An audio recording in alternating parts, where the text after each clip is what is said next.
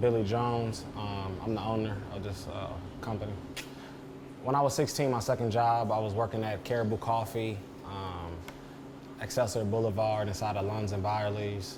And at that time, I don't know, I just liked everything that came with coffee, though. I liked how much money I made. I liked the profit margin. And I also liked the type of tips I was getting. So I told myself when I got older, I would like to retire with a coffee shop. I'm about 37 now. It's probably a little younger than I thought, though, but I'm living out one of my younger dreams. This location, like I just said, I was taking care of my grandma for the last 7 years.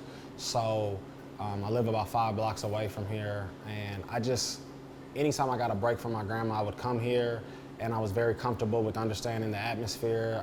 I know the neighborhood.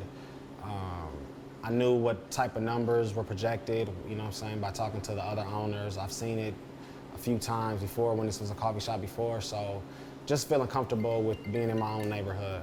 I think here in Minnesota, we have to remember, I haven't looked at the statistics in a while, but you know, from my last understanding, there's only about 16 to 18% black people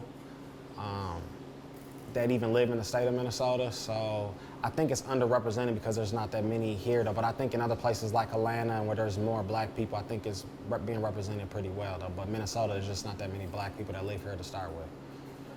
Neighborhood's a good neighborhood.